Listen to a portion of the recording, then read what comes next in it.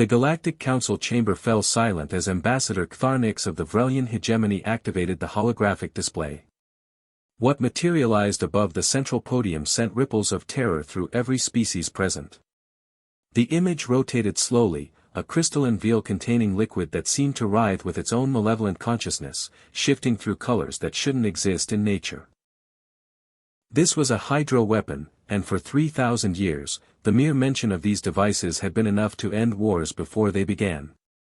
Ktharnix's chitinous plates clicked together nervously as he addressed the assembly, his voice carrying the weight of absolute dread.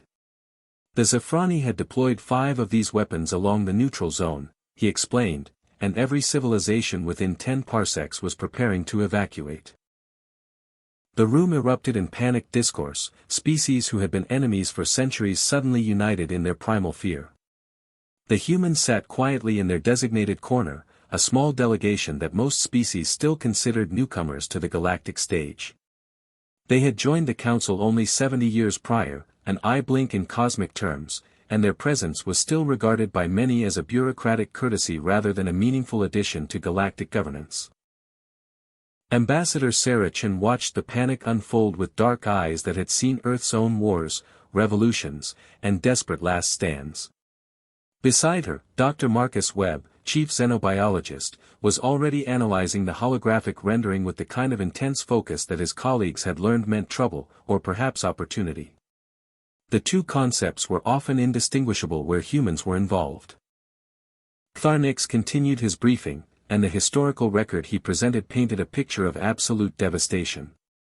Hydro weapons had been created by the long-extinct progenitors, a race so advanced that their remnant technology still surpassed anything the current galactic civilization could produce. These weapons exploited a fundamental principle that every species in the galaxy shared, the biological necessity of consuming liquids for survival. The technology was elegantly horrific in its simplicity. When deployed, a hydro weapon would contaminate every water source within a planetary radius, transforming the very substance of life into an agent of agonizing death. The liquid retained all its life-sustaining properties, appearing safe, even pure, to any scanner known to modern science. But consumption triggered a cascade reaction at the cellular level, causing a victim's own bodily fluids to crystallize from the inside out. Death came slowly, over days or weeks, as organs failed one by one and the body essentially turned to mineral structures while consciousness remained horrifyingly intact. The historical records showed worlds where entire populations had died in their own homes, children crystallizing in their mothers' arms, warriors reduced to geometric sculptures mid-battle. No species had ever found a countermeasure. The progenitors had encoded the weapons with some fundamental understanding of biology that transcended individual species differences. It didn't matter if you breathed oxygen or methane, if your blood was iron-based or copper-based, if you drank water or liquid ammonia. The hydro weapons adapted, learned, and killed with perfect efficiency. Civilizations that discovered caches of these weapons either destroyed them immediately or stored them under such elaborate security that accessing them would take coordinated effort from multiple species over years of preparation.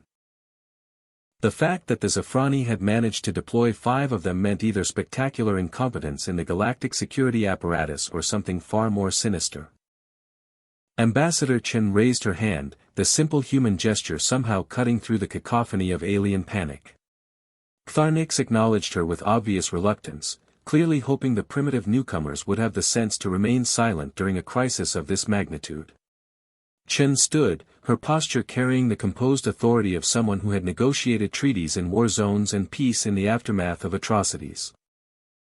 Her voice, when she spoke, was calm, almost casual, as if discussing agricultural exports rather than weapons of mass extinction. She asked a single question that would echo through galactic history: had anyone actually tried drinking the contaminated liquid? The chamber fell into a silence so profound that the hum of the environmental systems became audible. Species from 100 worlds stared at the human ambassador with expressions that translated across vastly different physiologies into a universal sentiment of disbelief bordering on horror. Ktharnix's translator device struggled to process his response, cycling through several error corrections before settling on the standard galactic equivalent of stunned incredulity. His mandibles worked soundlessly for a moment before he managed to articulate what every being in that chamber was thinking. Drinking a hydro weapon was not merely suicide, it was an abomination, a desecration of life itself so profound that most species' languages had specific terms describing the particular madness required to even consider it. The Vrelian ambassador pulled up casualty reports from the last known hydro weapon deployment, forcing the assembly to witness beings in their final moments, their bodies transforming into crystalline monuments to their own suffering. Did the humans not understand that this was how every species' story ended when these weapons were deployed? There was no immunity, no survival, no hope. The progenitors had made certain of that with a thoroughness that spoke of deep understanding or perhaps deep hatred of biological life. Dr. Webb stood beside Ambassador Chen, and those who had worked with human scientists before recognized the particular expression on his face, that mixture of curiosity and determination that had led humanity to split atoms, map genomes, and turn diseases into evolutionary advantages through sheer stubborn ingenuity. He requested permission to examine the historical data more closely, specifically the molecular analysis of hydro-weapon compounds from recovered sites. The Council's chief archivist, a being whose species measured their lives in millennia and their memories in perfect clarity, projected the data with the air of an elder humoring a child's questions. What Webb saw in those molecular chains made something click into place, a pattern that perhaps only a species that had evolved on a planet as chemically violent as Earth might recognize. He turned to Chen with a nod that communicated volumes in the shorthand language of humans who had worked together through impossible situations. Chen addressed the council again, and this time her voice carried an edge of something the assembly couldn't quite identify, something that might have been confidence or might have been the particular brand of insanity that evolution on a death world bred into a species. Humans, she explained, had a unique relationship with toxins. Earth was not a kind cradle for life. It was a crucible that tested every organism with chemical warfare at the microscopic level, with plants that evolved poisons and animals that evolved resistance, creating an arms race that had been running for billions of years. Humanity had emerged from that chemical battlefield with livers that were essentially biological detoxification factories, immune systems that treated new pathogens as puzzles to be solved rather than death sentences, and perhaps most importantly, a cultural relationship with poison that other species might find disturbing. Humans had discovered that the difference between poison and medicine was often just a matter of dosage and preparation. The assembly listened with growing unease as Webb took over the explanation, his enthusiasm for biochemistry overwhelming any sense of self-preservation that might have kept a saner being silent. He detailed how human history was filled with substances that should have killed them but instead became integrated into their culture. The caffeine in their coffee was an insecticide evolved by plants to kill bugs, but humans drank it by the liter to wake up in the mornings. The capsaicin in their peppers was a mammalian deterrent that caused pain receptors to fire in desperate warning, but humans cultivated increasingly potent varieties and held competitions to see who could endure the most. Alcohol was literally cellular poison, but humans had been fermenting it for 10,000 years, building entire social structures around its consumption. Chocolate, tomatoes, potatoes, these foods that were now staples of human agriculture had all started as toxic challenges that humanity had simply decided to eat anyway, refining preparation methods until the poison became palatable, even desirable. But it went deeper than cultural stubbornness, Webb explained, pulling up comparative biological data that he had apparently compiled during Chen's initial question.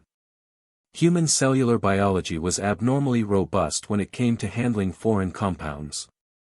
Their cytochrome P450 enzyme system could metabolize an absurd range of molecules. Their kidneys could filter out toxins that would overwhelm most species' excretory systems. Their gut microbiome was an ecosystem of trillions of organisms that broke down compounds that should be indigestible. And perhaps most relevant to the current crisis, human cells had redundant systems for managing crystallization events. Humans who survived severe dehydration often experienced cellular crystallization on a small scale. Their bodies had evolved mechanisms to reverse the process, to redissolve mineral structures and restore cellular function. It wasn't perfect, and it certainly wasn't pleasant, but it suggested a biological pathway that might, just might, allow human physiology to survive what would kill every other species in the galaxy. The council chamber erupted in objections, warnings, and outright accusations of human insanity. The collective of rational beings, a species whose entire civilization was built on mathematical certainty and logical progressions, formally proposed that humanity be quarantined until their obvious death wish could be properly studied and contained. The empathic chorus, beings who could sense emotional states across species barriers, recoiled from the humans, their sensory organs overwhelmed by what they described as a resonance of defiant hope so powerful it bordered on psychosis. Even the normally composed eternal archivists showed signs of distress, their crystalline memory structures flickering with patterns that indicated profound database conflicts as they tried to reconcile human behavior with 3,000 years of established xenobiological certainty.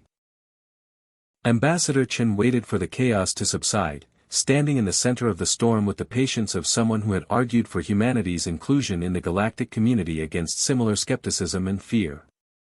When she spoke again, her words cut through the noise with surgical precision. She wasn't proposing that humanity drink the hydro weapons out of suicidal bravado or ignorant confidence. She was offering human volunteers to test a hypothesis based on genuine biological differentiation. If humans could consume the contaminated liquid and survive, even partially, even temporarily, it would provide data that might lead to a universal countermeasure. If they failed, if the hydro weapons killed humans just as efficiently as they killed every other species, then at least they would have tried, and the galaxy would lose only a small number of volunteers from a species that numbered in the billions across multiple colony worlds. The ethical implications created a secondary wave of debate. The Compassionate Confederacy, whose entire societal structure was built around preventing suffering, argued that allowing humans to essentially commit informed suicide was morally indefensible, regardless of the scientific value.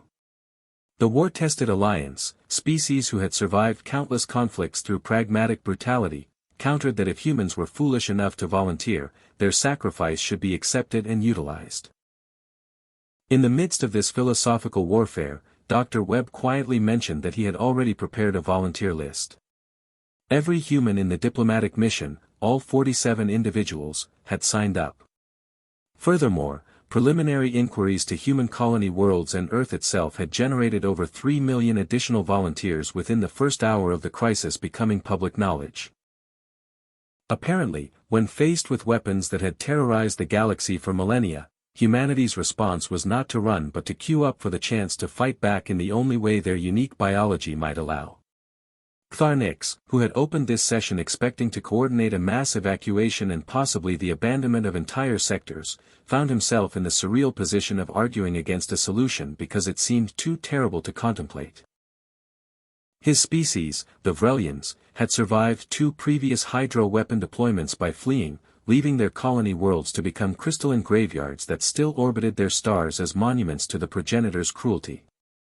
The idea that someone might actually fight these weapons, might drink poison and survive, violated something fundamental in the Vrelian understanding of the universe. Yet here were the humans, these strange primates from a world that had tried to kill them in 10,000 different ways, offering to do exactly that. The vote was called, and it passed with a mixture of desperate hope and horrified resignation. Humanity would be permitted to send volunteers to the Zafrani deployment sites. They would be given access to contaminated samples. They would be monitored by every medical scanner the galaxy could spare.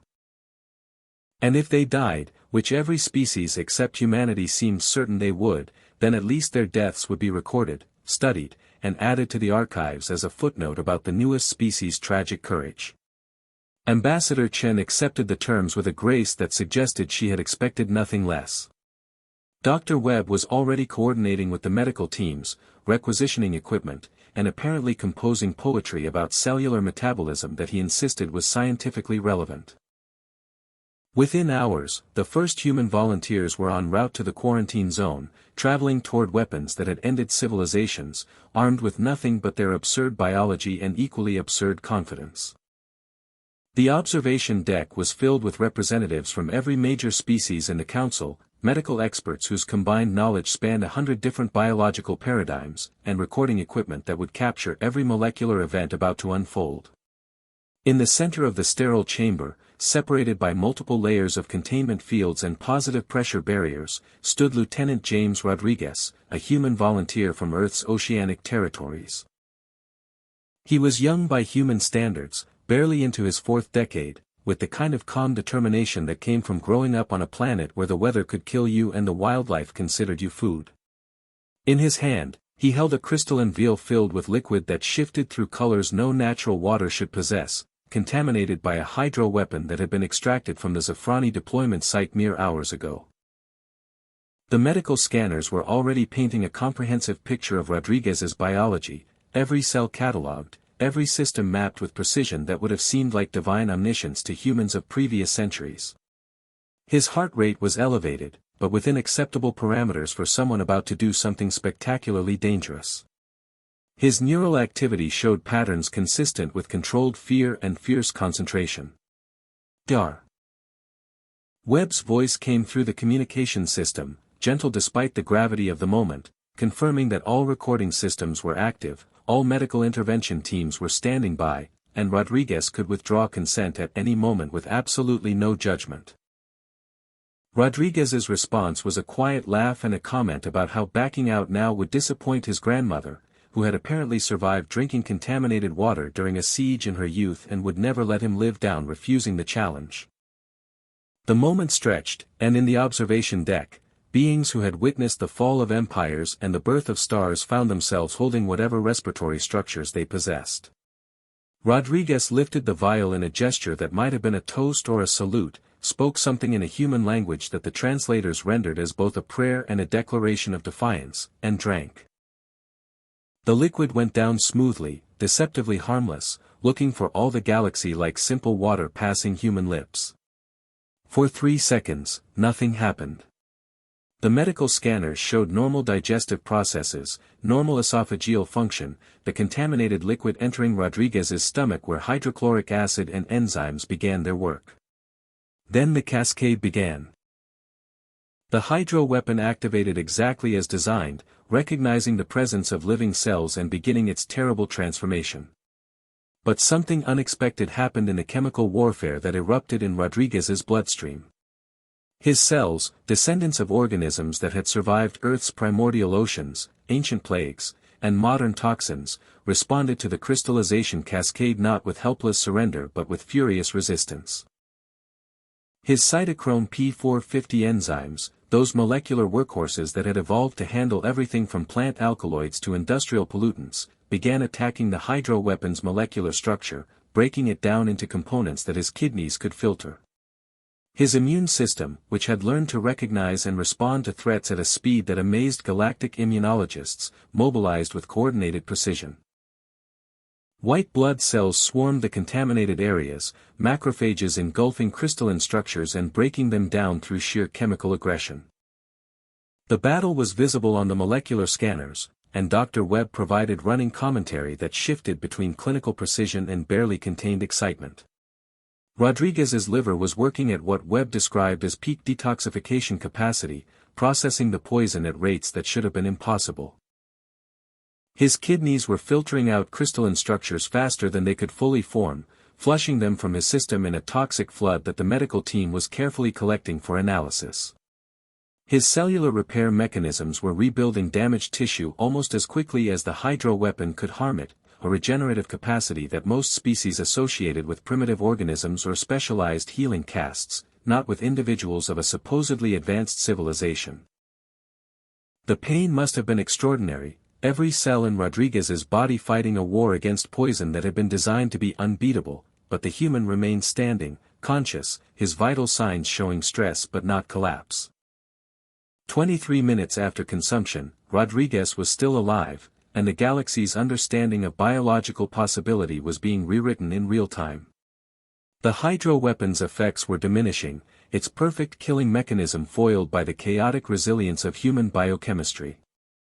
Rodriguez's body was converting what should have been a death sentence into merely a severe poisoning, unpleasant certainly, dangerous absolutely, but survivable.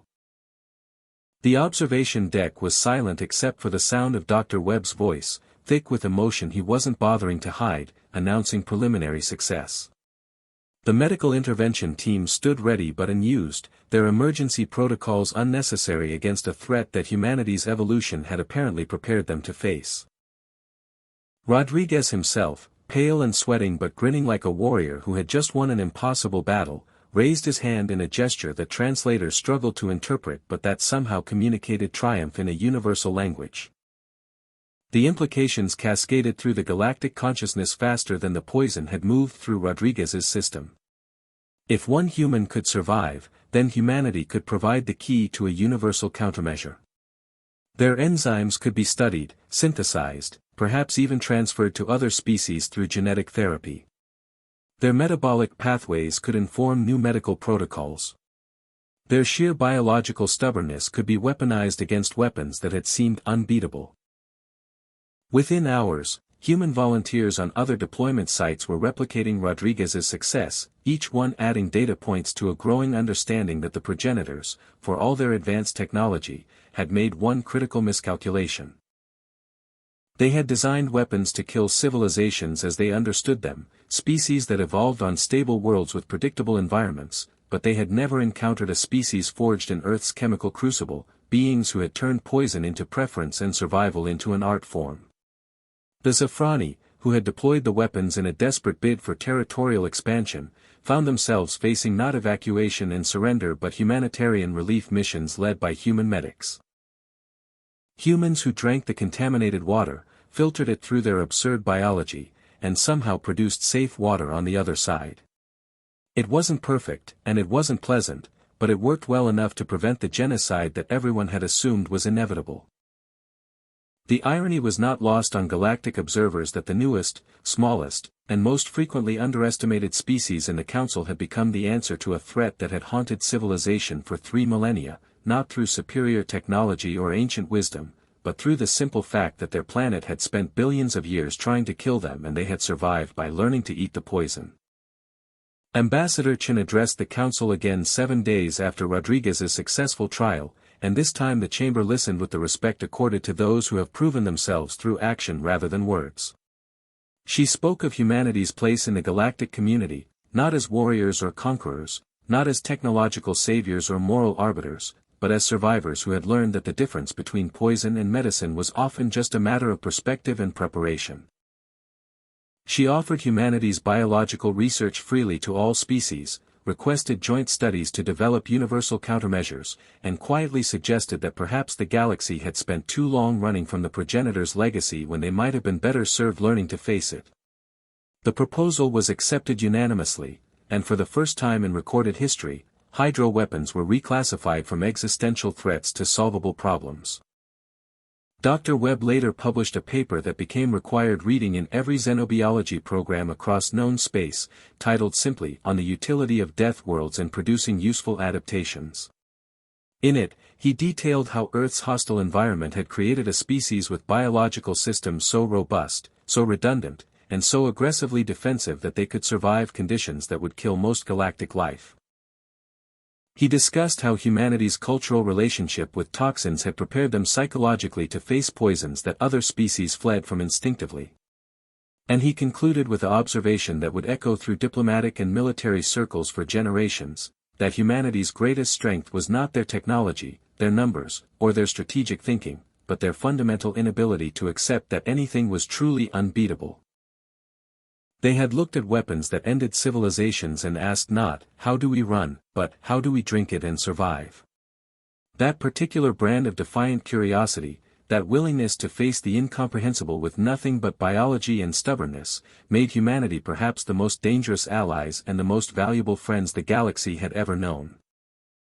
Lieutenant Rodriguez recovered fully within a week, his liver and kidneys showing remarkable resilience and no lasting damage. When asked by reporters how it felt to be the first being in 3,000 years to survive hydro-weapon consumption, he shrugged with characteristic human casualness and mentioned that it wasn't even in the top 10 worst things he'd drunk, and that anyone who'd survived a night out with his unit would understand. The comment was translated across 100 languages, analyzed by cultural experts trying to understand human psychology, and eventually accepted as simply another example of the bizarre species that had somehow turned drinking poison into a point of pride. The galaxy learned, adapted, and moved forward, safer than it had been in millennia, all because one species from a hostile little world had looked at the undrinkable and decided to take a sip anyway.